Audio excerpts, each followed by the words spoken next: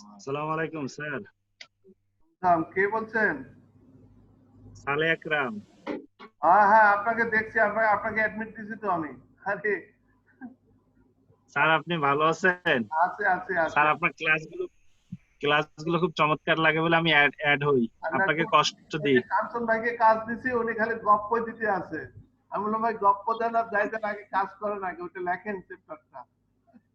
আহ, না, আপনার ক্লাস থেকে তো অনেক কিছু আমার ওই বিবিএমবিএ তো আমি অ্যাকাউন্টিং করছি। আচ্ছা আপনার তো এটা ম্যানেজমেন্ট পুরোটা খুবই চমৎকার লাগে। শুক্রিয়া আল্লাহ।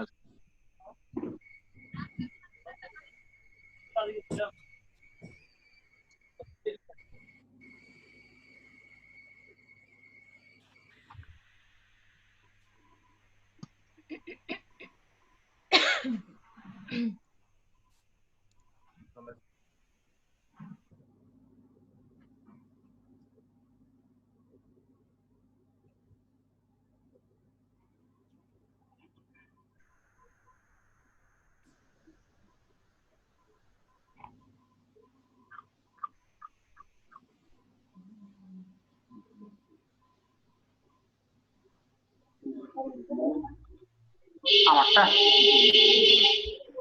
এটা আমারটা নাকি তারপরে ভিডিও অফ করে দিয়েছি।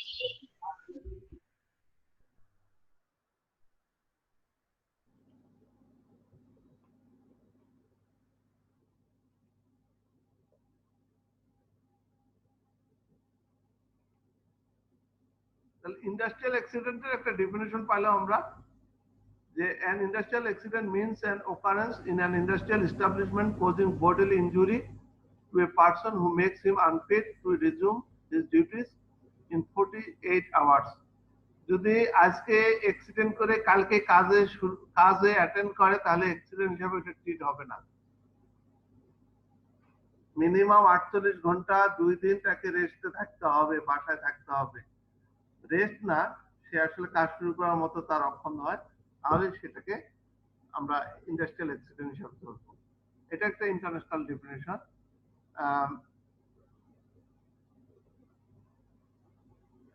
আর অ্যাক্সিডেন্ট কিন্তু কস্ট, আগে চিন্তা করা হয়তো যে এটা, এই যেমন এখানে একটা মিসকনসেপ্ট আছে যে এগুলা এমনিতেই হয়, এগুলা ঠিক না।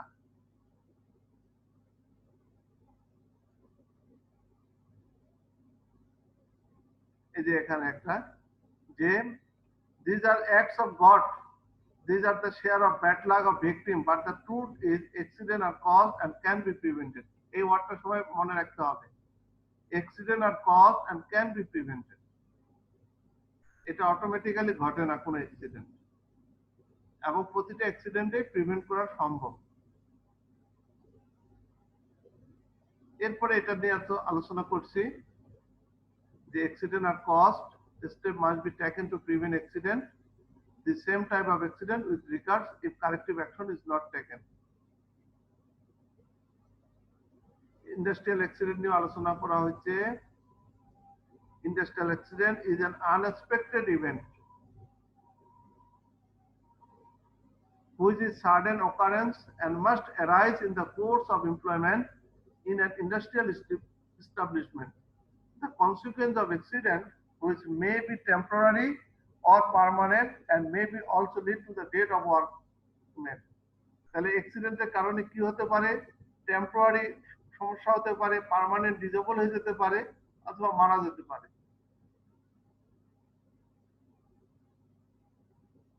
এটা একটা ছবি, সবাই জানেন আপনারা, রানা প্লাজার একটা ছবি অ্যাক্সিডেন্টের।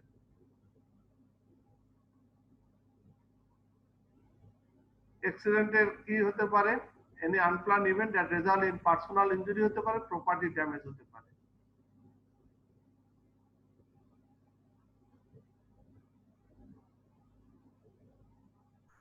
এখন আসেন হ্যাজার্ড, এটা নিয়ে বহুবার বলছি। সামথিং দ্যাট ক্যান কজ, এখানে সিগনিফিকেন্ট কথাটা আছে, সিগনিফিকেন্ট কথাটা আমরা নাও বলতে পারি। Something that can cause harm, a physical situation with a potential for human injury, damage to property, damage to environment, or some combination of this. একটা situation যেখানে পটেনশিয়াল ঘটনা ঘটে যায়নি কিন্তু হ্যাজার্ড ঘটতে পারে, দ্যাট ক্যান কজ হার্ম, ঘটাইতে পারে, কিন্তু প্রবাবিলিটি খুব ভালো। আমরা ক্যান কথাটা ইউজ করি 99% প্রবাবিলিটি থাকলে ক্যান কথাটা, তা নাহলে মে কথাটা ইউজ করি 50% প্রবাবিলিটি হলে মে কথাটা ইউজ করি। একটু সেন্টেন্সের কথা যদি এখানে লেখা থাকতো something that may cause harm, তাহলে সেখানে প্রবাবিলিটি কত থাকতো?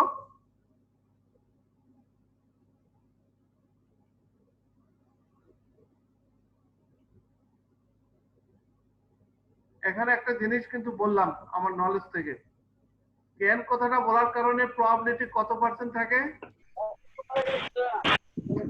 100%। 100 না, প্রায় 90 উপরে, 99 বা 90 উপরে, 95। ওখানে ক্যান কথাটা না বলে যদি আমি ইংলিশে মে কথাটা বলতাম তাহলে কি হতো? 15%। হ্যাঁ, 50% প্রবাবিলিটি, 50% রিস্ক। এত সেন্টেন্স লেখার সময় কেউ যদি তোমরা লেখো যে ক্যান, তাহলে বুঝতে হবে খুব স্ট্রেস দিয়ে বলতেছো ক্যান, এটা সম্ভব, এটা পারা সম্ভব। আর যদি মে কথাটা ওখানে ইউজ করো তাহলে ওখানে বুঝতে হবে যে তুমি একটু ফাঁকি দিচ্ছ, ফ্লেক্সিবিলিটি রাখতেছো, 50% রিস্ক, 50% প্রবাবিলিটি। ক্লিয়ার সবার?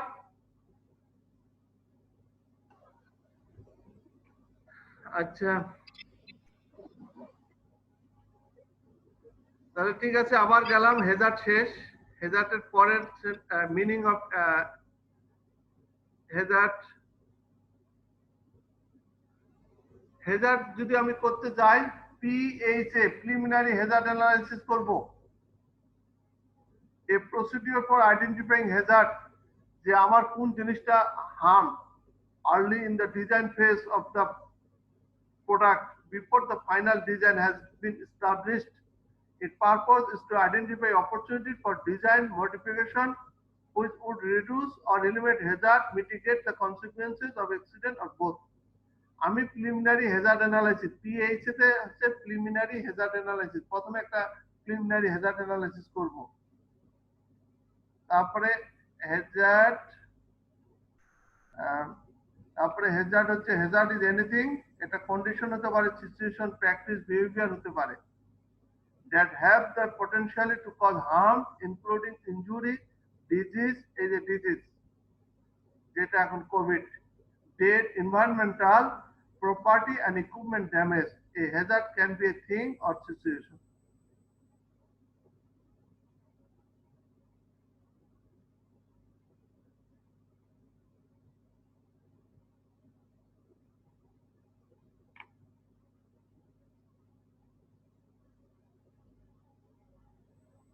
হ্যাজার্ড চার প্রকার। ক্যাটাস্ট্রফিক, যখন কোনো লোক মারা যায় অথবা পুরো কারখানাটা পড়ে যাওয়ার সম্ভাবনা থাকে যে হ্যাজার্ড থেকে, সেটাকে আমরা বলবো ক্যাটাস্ট্রফিক বা ফাটাল।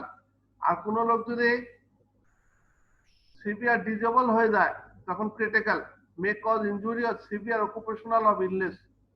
আর একটা হলো মার্জিনাল, যে মোটামুটি মে কজ মাইনর, আর negligible may cause would not affect the personal safety or health. তাহলে একটা নেগলিজেবল হ্যাজার্ড, একটা মার্জিনাল হ্যাজার্ড, একটা ক্রিটিক্যাল হ্যাজার্ড, একটা হলো ক্যাটাস্ট্রফিক হ্যাজার্ড। এই টার্মগুলো কিন্তু শিখতে হবে class 4, class 3, class 2, class 1।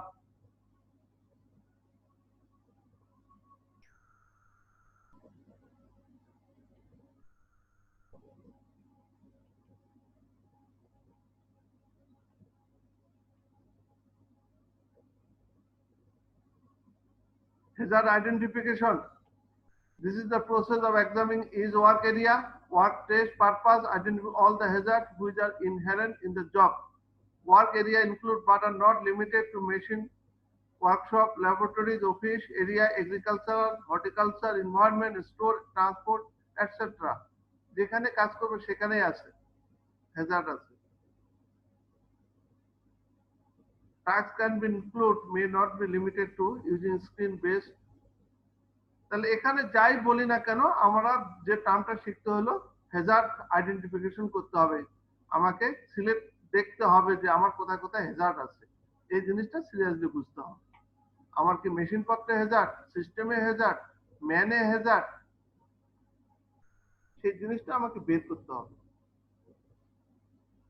Hazard analysis করে আমাকে সেটা করতে হবে। এরপর একটা হলো হ্যাজব। A study carried out by the application of the guide work to identify all deviation from design intent having undesirable effect on safety or operability with the aim of identifying potential hazard. এইটার ক্ষেত্রে হ্যাজবের ক্ষেত্রে আমি একটু example দেই। এরকম ওই যে কারো হার্টের প্রবলেম হয় না, বাইপাস সার্জারি করে, মানুষের ক্ষেত্রে বলতেছি, মেশিনের ক্ষেত্রে সেম জিনিস। তা হার্টের ওখানে কি হয়, ঠিকমতো ব্লাড সার্কুলেশন হয় না, তখন ওইটা নালিটা চেঞ্জ করে দিয়ে আরেকটা লাগাই দেয়। এইতে বিভিন্ন টেস্ট করে ওখানে হ্যাজবটা বের করে যে সিস্টেমটা কোথায় ঠিকমতো কাজ করে না। তা আপনার বড় বড় কারখানাতেও এরকম আপনি হ্যাজার্ড স্টাডি করতে হয়। হ্যাজার্ড স্টাডি, অপারেবিলিটি স্টাডি করে দেখতে হবে যে পাইপলাইনে কোথায় কোথায় পুরুত্ব বেড়ে গেছে, মানে অনেকগুলো মরিচা ধরে অনেক সময় পাইপলাইন ফ্লো কমে যায়। তখন যদি ফ্লো কমে যায় তখন কি করে বুঝতে হবে যে এটা ঠিকমতো কাজ করতেছে না, তখন পাইপলাইন গুলো চেঞ্জ করে দিতে হয় সিস্টেমের। এটাই হচ্ছে HAZOP study, hazard and operability study. এই আপনারা কি বুঝতে পারছেন? হ্যাজব এটা কিন্তু পরীক্ষায় আসে, যারা বিআইএম এর আমাদের স্টুডেন্ট আছেন পার্টিসিপেন্ট, এটা শর্ট নোট আকারে আসে হ্যাজব।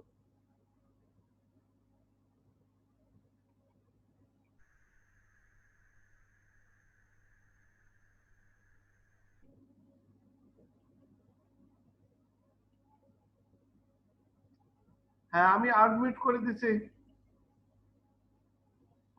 বলেন দেখি হ্যাজবটা বুঝছেন কিনা।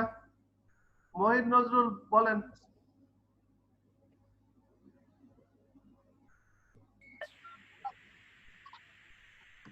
মহিদ নজরুল বলেন বুঝছেন কিনা আপনি, হ্যাজব জিনিসটা বুঝছেন? জি স্যার, এটা হচ্ছে যে প্রবলেম রিলেটেড যে একটু জোরে বলেন। স্যার আমি একটু ছিলাম, আমার অফিসের কাজগুলোর মধ্যে একটু ছিলাম, এখানে শুনতেছিলাম, ওইখানেও কাজ করতেছিলাম, একটু বলে তো হবে না। কে বুঝছেন জিনিসটা বলেন। ওপেন করে দিলাম, ফ্লোরে ছেড়ে দিলাম mic mic.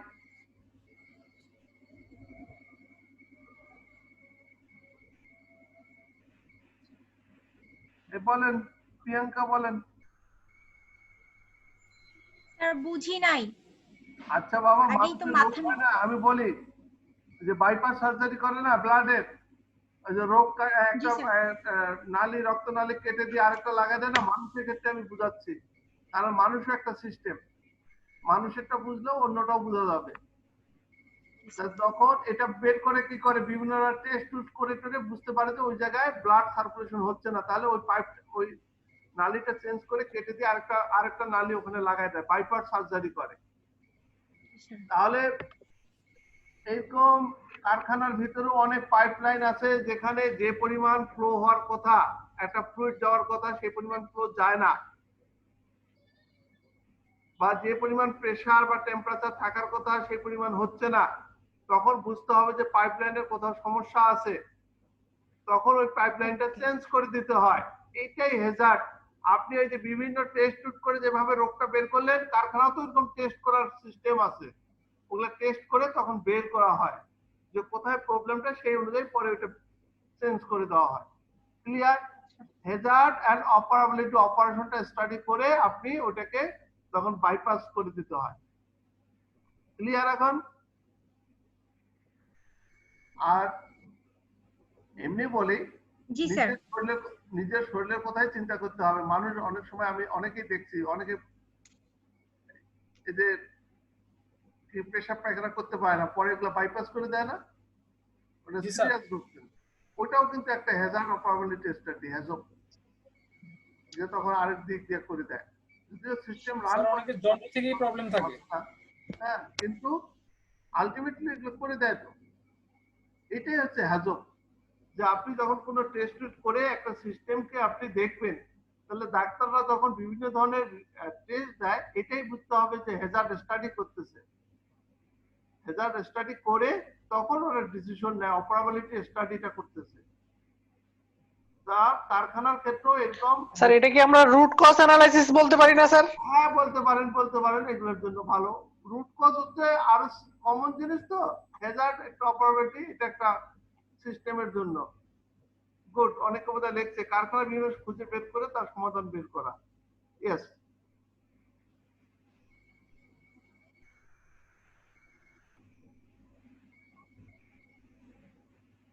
A study carried out by the application of guide words to identify all deviation from design intent to having undesirable effect on safety or operability with the aim of identifying potential hazard. Potential hazardটা খুঁজে বার করা, যে এরপরে আর কি ক্ষতি হতে পারে। আমার মনে হয় ক্লিয়ার। কি Nazrul clear? Thank G U. Sir. এই পড়েন, সবাই পড়েন, এটা আরেকবার করে পড়েন সবাই যারা যারা আছেন। আমি মানুষের ক্ষেত্রে কেন ব্যাখ্যাটা দিলাম, যে মানুষটা বুঝতে পারলে আপনি বুঝতে পারবেন ইজি, যে আপনি এত টেস্ট করান কেন, আপনার রোগটা কোথায় একদম আসল জায়গাটা বের করার জন্যই কিন্তু এটা টেস্ট গুলো করা হয়, আর কিছু না। যাই হোক, আমরা হ্যাজব গেলাম। আবার measures against occupational Hazard, occupational purposes যেগুলো হয়, controlling noise, vibration by segregating noisy equipment, damping vibration, adequate lighting, ventilation, maintenance good atmosphere, control dust, fumes and gases. Suitable appliances such as masks, goggles, uniform, clothing ensure that workmen do not absorb poisonous substance or inhale impure air to toxic substance by isolating hazardous chemical processing from other section. Checking the possible of using less toxic substance or reducing toxicity of chemicals. Neutralizing effect of this substance by reprocessing after manufacturing before they directed to drainage. Periodic medical examination of employees, as a medical examination of employees working in process which cause the occupational hazard or disease.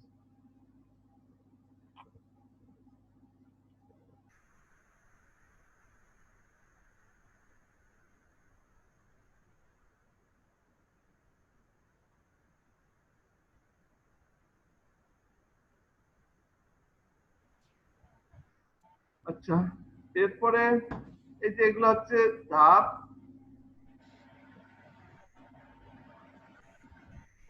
প্রথম হলো PHL, preliminary hazard list. তারপরে PHA analysis করব, list প্রথমে list করব, তারপরে analysis করব। তারপরে user defined unacceptable undesirable events, ইউজাররাই বলে দিবে যে এটা আমার কাজ করতেছে না, এটা আমার হ্যাম্পার হতে পারে। তারপরে ডিজাইন আমি রিভিউ করব। তারপরে হেলথ হ্যাজার্ড অ্যাসেসমেন্ট রিপোর্ট তৈরি করব, individual who discover A Hazard. তারপরে হ্যাজার্ড ম্যাপিং করব, হ্যাজার্ডকে তারপরে আমি একটা ফ্রেমে নিয়ে আসবো, পরিকল্পনার মধ্যে নিয়ে আসবো। হ্যাজার্ড ডিসকভারি একটা প্রসেস এখানে। তারপরে কি common analytical technique, failure mode effect analysis. এই টুলস গুলো আমরা কোয়ালিটি ম্যানেজমেন্ট যখন পড়াই তখনও পড়াই, সেফটি যখন পড়াই তখনও এগুলার নামগুলো বলে দেই। Fault tree analysis, energy trace barrier analysis, এগুলো এক একটা চ্যাপ্টার। Management oversight and risk tree, MORT, project evaluation tree, PERT, sense analysis, common cause analysis, যেটা রুট কজ অ্যানালাইসিস।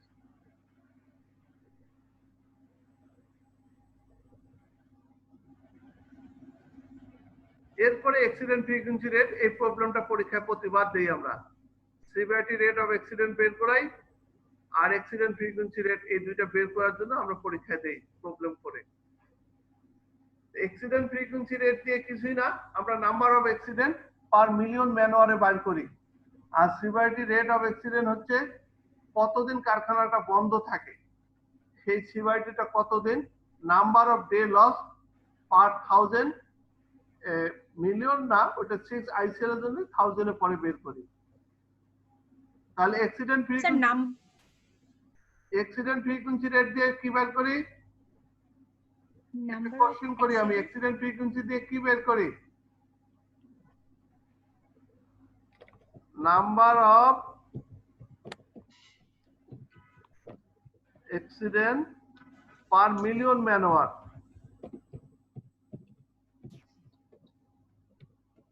এই ম্যান আওয়ার বুঝেন তো? এটা হলো accident frequency rate. The number of accident. Accident frequency rate.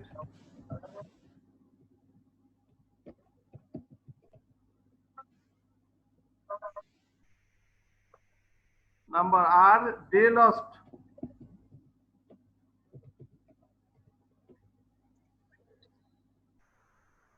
Manual না man hour, man hour, manual না man hour. Man hour হচ্ছে একটা লোক একদিন কাজ করে 8 ঘন্টা, তাহলে 1 বছরে ক্যালকুলেশন করা হয়, তাহলে 100 জন লোক কাজ করলে কতজন ম্যান আওয়ার হয়? 8 ঘন্টা করে, অথবা যদি ওভার টাইম করে man hour. Man hour calculation করে সেটাই আমরা। ক্লিয়ার? এটা একটা ঐকিক অঙ্ক, আমরা এখন আর এত ডিটেইলসে যাচ্ছি না, পরে দেখবো। আর অ্যাক্সিডেন্ট সিভিয়ারিটি রেট দিয়ে কি বের করি? ডে লস বের করি। কারখানাটা কতদিন বন্ধ ছিল অ্যাক্সিডেন্টের কারণে, day loss sir per 1000 man আওয়ারে করা হয় according to 1000 man hour, according to 6I 6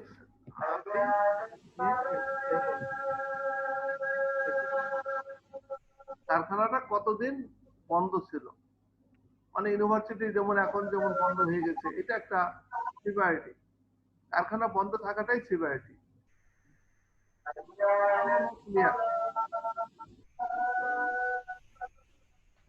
তাহলে অ্যাক্সিডেন্ট ফ্রিকোয়েন্সি রেট দিয়ে কি বার করি? আমি যদি এখন কোশ্চেন করি,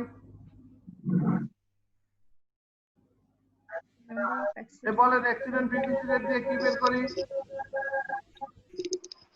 Number of per million man hour.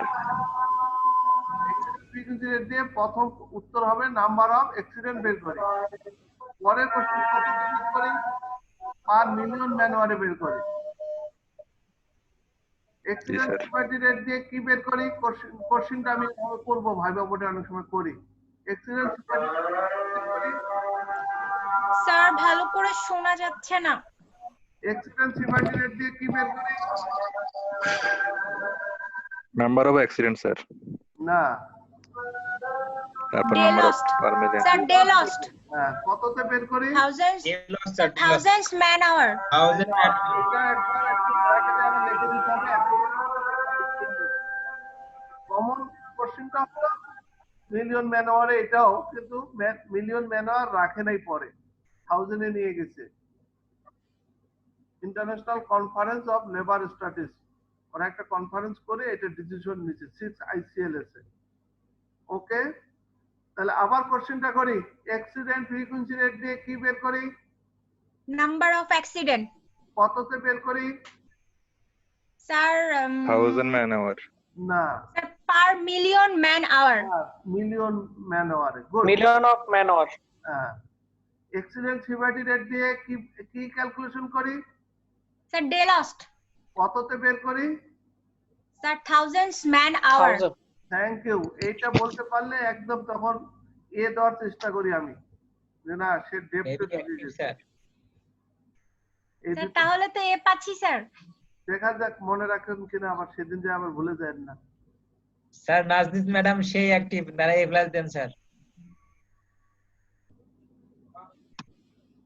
Severity rate ওই যে টোটাল ডে লস্ট এখানে লেখা আছে, due to the accident for 1 million man hour, impact 1 man hour লেখা থাকলেও পরে আমরা 1000 এ নিয়ে গেছি সেটা।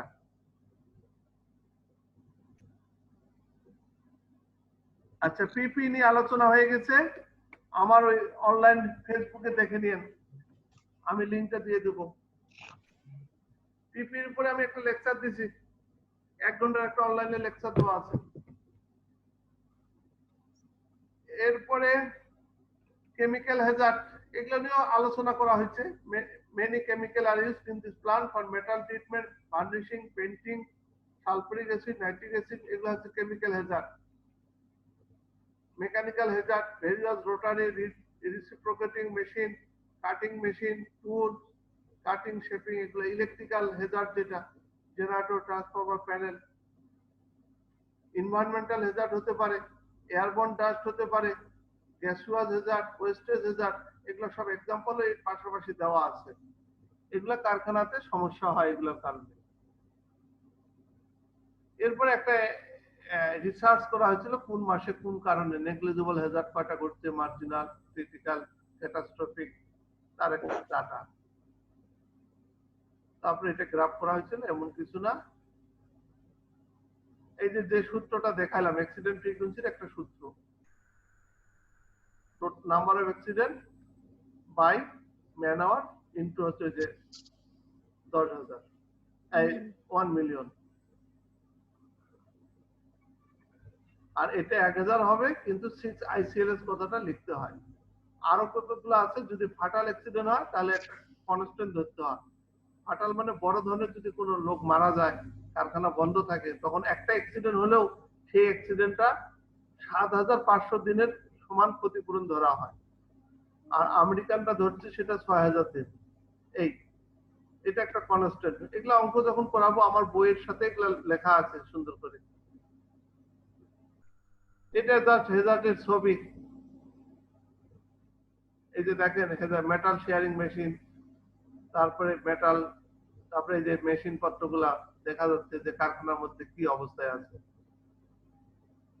এই যে দেখেন, এই যে লোকজন কাজ করতেছে কোনো পিপি ছাড়া, হ্যাজার্ডাস পরিবেশে কাজ করতেছে। Mechanical press machine,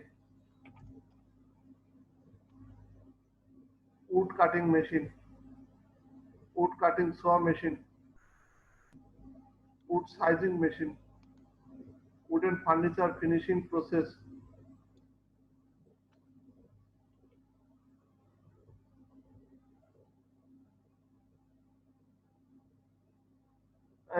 boiler room, wooden furniture varnishing process, metal furniture, metal dissection। তারপরে আমরা এটা নিয়ে একটা রিকমেন্ডেশন। এরপরে আসে রিস্ক নিয়ে বহুবার বলছি। the chance of harm in terms of severity and probability, মানে এটা হওয়ার কতটা ক্ষতিটা কত বড় এটা probability. It is an expression of the possibility of a mishap in terms of hazard severity and hazard probability.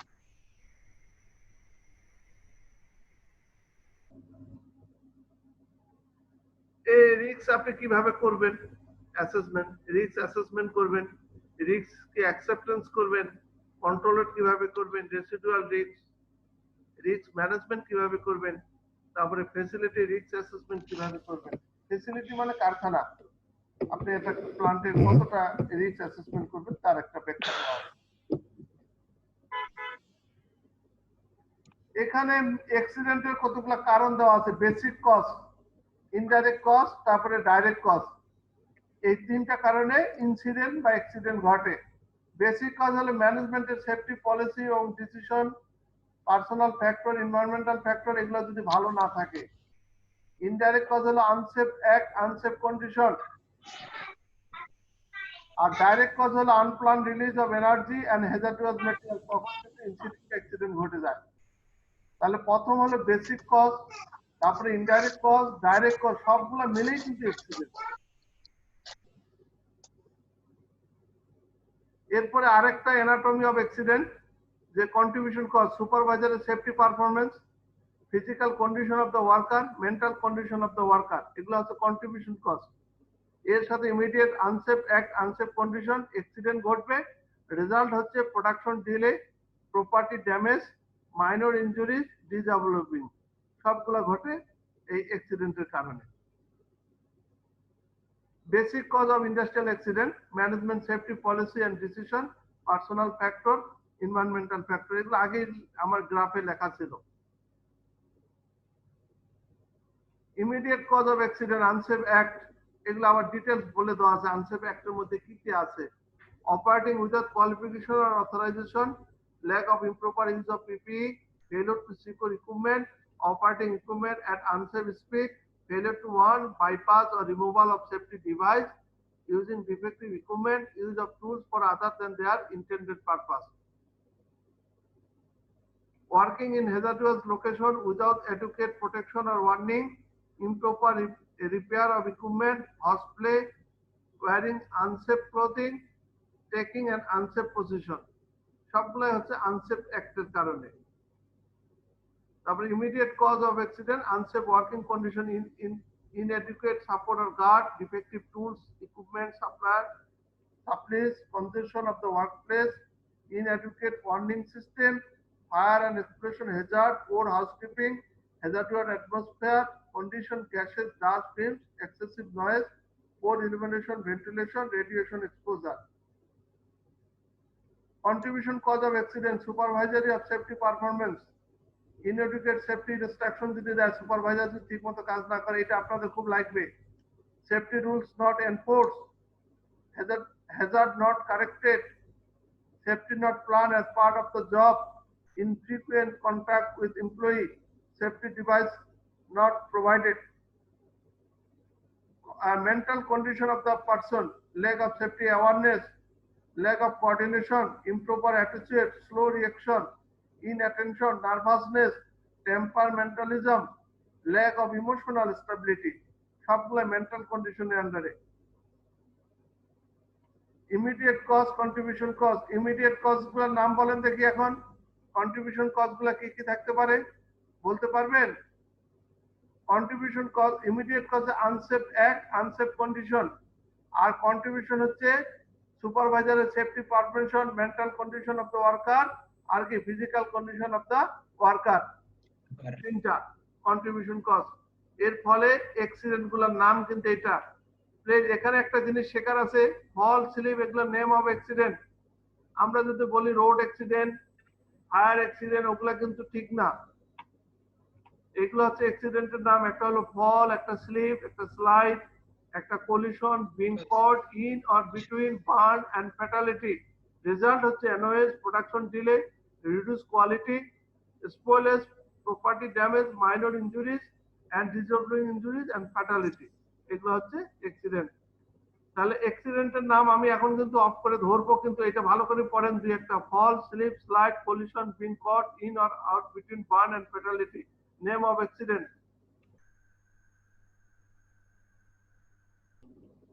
বলেন, নেম অফ অ্যাক্সিডেন্ট বলেন।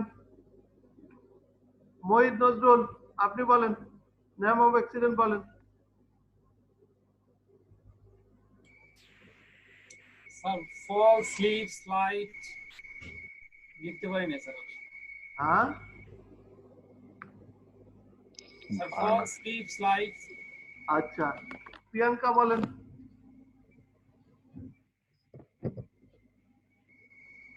আগে আনমিউট করেন, আনমিউট মানে আনমিউট করেন এই যে। হ্যাঁ এখন সরি স্যার। জি sir, fall, slip, slide, collision, burn, fatality. Samia Sharmin আপনি বলেন, দুইটা নাম বলেন।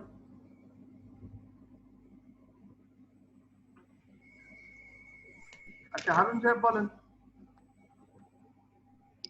Sir, fall, sleep, slide, collision, being cast in or between, burn and fatality. Good.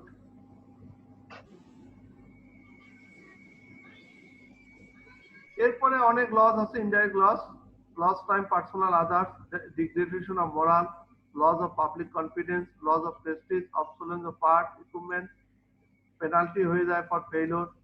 তারপরে অকুপেশনাল অ্যাক্টের আইন কানুন নষ্ট হয়ে যায়, কারেক্টিভ অ্যাকশন টু খরচ হয়ে যায়, degradation of efficiency, pain, cost of replacement, loss time, অনেক ক্ষতি। Loss time, personal other, obsolescence, part, equipment আর ডিস্ট্রয়েড। স্যার স্লাইডটা আরেকবার একটু যদি দেখাতেন স্যার। কোনটা? স্যার আগেরটা না স্যার না স্যার আচ্ছা এইটা না ইনডাইরেক্ট লস, এই যে এগুলা অনেক ইনডাইরেক্ট লস আছে। জি স্যার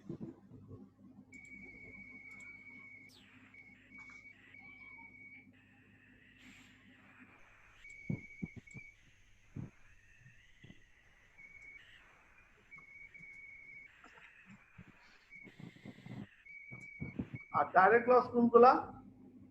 এই যে এইগুলা production delay, reduce quality, spoilage, property damage, minor injuries and disordering injury, fatality. এগুলা কি যেগুলা দেখাচ্ছে এটা কি ডাইরেক্ট ডাইরেক্ট, আর ইনডাইরেক্ট গুলো এই যে এগুলা।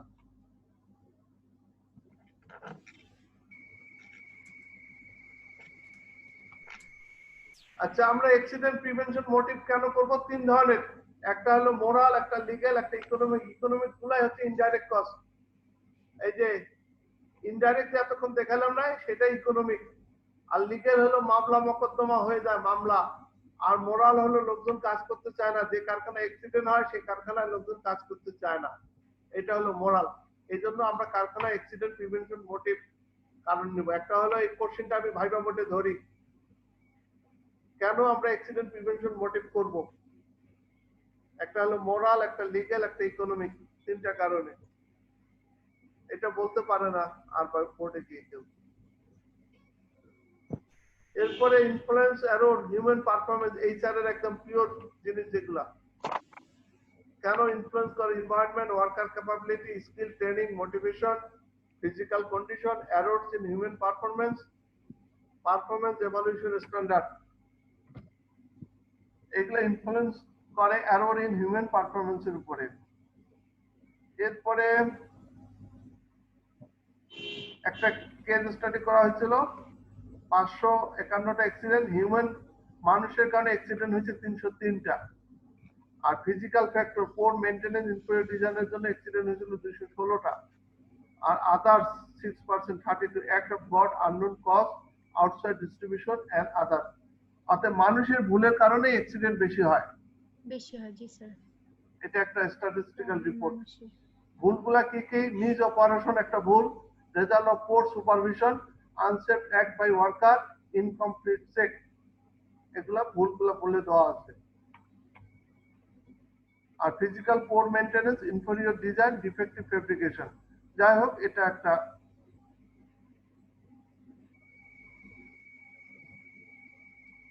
এরপরে common reason behind an accident, management through supervision, control, man failure, যেটা নলেজ, অ্যাটিটিউড, ফিটনেস, এবিলিটি। এগুলা কিন্তু একটু বলে রাখি, যারা এইচআর এর আছেন এবং ইন্ডাস্ট্রি, এগুলা কিন্তু একদম অ্যাপ্লিকেশন। আপনি ম্যানেজমেন্টটা কোথায় অ্যাপ্লিকেশন করবেন? আপনি অ্যাক্সিডেন্ট ফ্রি যদি করতে পারেন, হ্যাজার্ড ফ্রি, রিস্ক ফ্রি করতে পারেন, তাহলে আপনি ভালো ম্যানেজমেন্ট শিখছেন। তাছাড়া মিষ্টি মিষ্টি কথা দিয়ে কোনো লাভ নেই। আপনি যদি কমপ্লায়েন্স ফ্যাক্টরি তৈরি করতে পারেন, তাহলে আপনি ভালো ম্যানেজমেন্ট আছেন, আপনি ভালো এইচআর ম্যানেজমেন্ট, আপনি ভালো ইন্ডাস্ট্রিয়াল ম্যানেজমেন্ট। অতএব আমি এই জন্য প্রাউড ফিল করি, এই জন্য যে বিআইএম এর যেগুলো জিনিস আমি পড়াই সবগুলো অ্যাপ্লিকেশন বেস পড়াই। Unsafe act of person, unsafe mechanical or physical condition which causes accident, 2% unpreventable, 98% preventable. এই কোশ্চেনটা ভাইবা বোর্ডে ধরি যে কত পার্সেন্ট অ্যাক্সিডেন্ট প্রিভেন্ট করা সম্ভব? কত পার্সেন্ট? 98. 90, আর 2% হচ্ছে গড গিফট।